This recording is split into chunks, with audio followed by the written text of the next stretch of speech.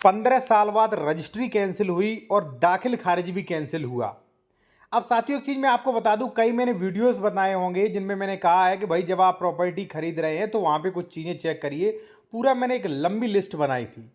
अब देखिए इस मैटर में हुआ क्या है कि जो लगभग 15 साल पहले रजिस्ट्री कराई थी वो मान्य हुई, और जो रजिस्ट्री 2019 में कराई गई थी वो रजिस्ट्री इनवैलिड हुई और उसका दाखिल खारिज भी कैंसिल हुआ, और जमीन जो है उसी के नाम करी गई जिसने 2008 में जमीन खरीदी थी। अब एक्चुअली साथियों यहां पे देखिए मैटर क्या है पूरा। देखिए कई लोग करते हैं ना कि वो प्रॉपर्टी खरीद रहे हैं, डबल रजिस्ट्री तो नहीं है, अंश से अधिक विक्रय तो नहीं है, ये चीज चेक नहीं करते।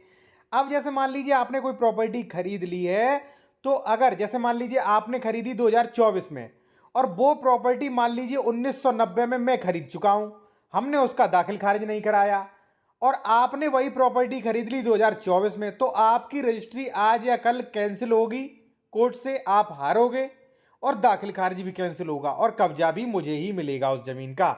अब इसका आदेश देख लीजिए, ठीक है, ये आदेश भी रहा विद प्रूफ उदाहरण के। एक चीज साथियों, और अगर आप किसी भी मैटर में बेहतर लीगल एडवाइस लेना चाहते हैं या आप कोई डॉक्यूमेंट चेक करवाना चाहते हैं, या मान लीजिए आप उत्तर प्रदेश में कोई प्रॉपर्टी परचेज कर रहे हैं, उसका डॉक्यूमेंट्स वेरिफिकेशन करवाना है कि जैसे वो जमीन विवादित तो नहीं है, सरकारी तो नहीं, अंश से अधिक विक्रय, डबल रजिस्ट्री एक्सेट्रा, आप करवा सकते हैं चेक। कॉन्टैक्ट नंबर वीडियो के डिस्क्रिप्शन में मिल जाएगा। अब देखिए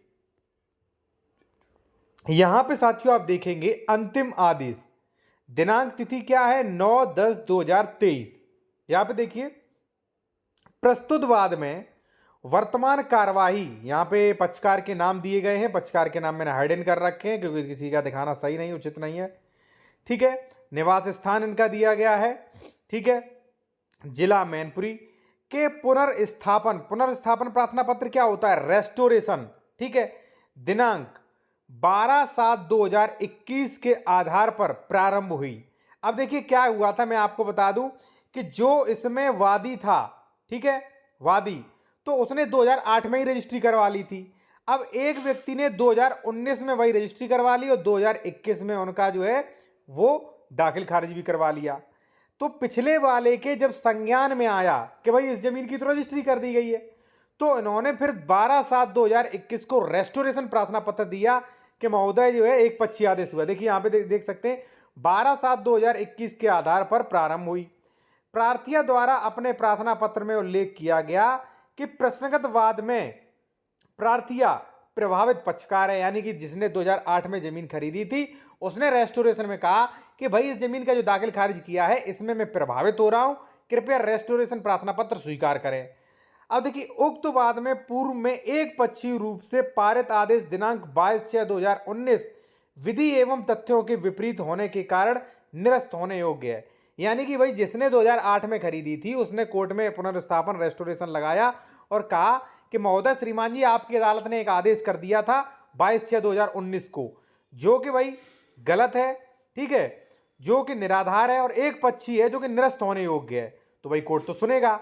अब देखिए कोर्ट ने एक्सेप्ट किया वो वादग्रस्त भूमि गाटा संख्या 1534/3 रकबा का बेनामा विक्रेता द्वारा दिनांक 18/1/2008 को प्रार्थिया श्री, जो भी मान लीजिए प्रार्थिया लेडीज का नाम दिया गया है यहाँ पे, ठीक है, सुषमा देवी जो भी मान लीजिए है पत्नी का नाम, ठीक है, के हक में किया जा चुका था। यानी कि 2008 ने कहा कि भाई उक्त विक्रेता ने जो जमीन ये बेची है उसका बैनामा पहले ही मेरे हक में किया जा चुका है, ठीक है ना।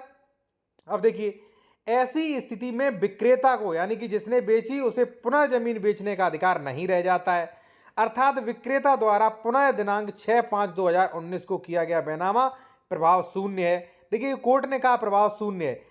ऐसी स्थिति में पत्रावली में पारित नामांतरण आदेश, यानी कि इनका दाखिल खारिज आदेश जो था वो 22/6/2022 को निरस्त होने योग्य है, स्पष्ट कोर्ट ने कह दिया। आप देख सकते हैं ऐसी स्थिति में पत्रावली में पारित दिनांक आदेश 22/6/2020 निरस्त होने योग्य है, ठीक है ना। तो भाई जिसने 2008 में खरीदी थी उसकी जीत हुई और बाद में जिन्होंने खरीदी थी उनकी हार हुई। तो इसलिए जो है साथियों मैंने कई जो है मैंने आपको जो है वीडियोस भी बनाए हैं कि भाई आप प्रॉपर्टी खरीद रहे हैं तो आप डॉक्यूमेंट्स जरूर चेक करवाएं। मान लीजिए आप विशेषज्ञ द्वारा चेक करवा सकते हैं, मेरे द्वारा चेक करवाना चाहते हैं तो हमारा कॉन्टैक्ट नंबर वीडियो के डिस्क्रिप्शन में दिया गया है साथियों। और एक सबसे जरूरी चीज़ जो है, एक चीज़ का आप लोग ध्यान रखिए जी, कि बैनामा जो भी होता है वो पहला वाला मान्य होता है रजिस्ट्री। तो आपका दायित्व है, प्रॉपर्टी ट्रांसफर एक्ट सेक्शन 3 कहता है कि भाई आपका दायित्व है कि आप जांच पड़ताल करें, ठीक है। और वसीयत हमेशा लास्ट वाली मान्य होती है। और साथियों, अगर मान लीजिए आप जूनियर एडवोकेट हैं, कुछ स्पेशल जानकारी चाहते हैं, प्रक्रियाओं के बारे में सीखना चाहते हैं, तो आप इस चैनल को ज्वाइन कर सकते हैं अभी जाके। ओनली 59 रुपए में 1 मंथ के लिए हजारों लोगों ने ज्वाइन कर रखा है। तो आप काफ़ी स्पेशल वीडियो देख सकते हैं, क्योंकि ज्वाइन करने वाले को ही स्पेशल वीडियो के नोटिफिकेशन मिलते। जैसे मान लीजिए ड्राफ्टिंग हो गया, और कुछ कोर्ट के ऑर्डर्स विद डिस्क्रिप्शन के साथ, PDF के साथ, ठीक है। कमेंट्स में आपके वही रिप्लाई मिल सकते हैं, ठीक है। तो ये सुविधाएं आप ले सकते हैं, अभी जाके ज्वाइन करें ओनली 59 रुपए में। धन्यवाद सर।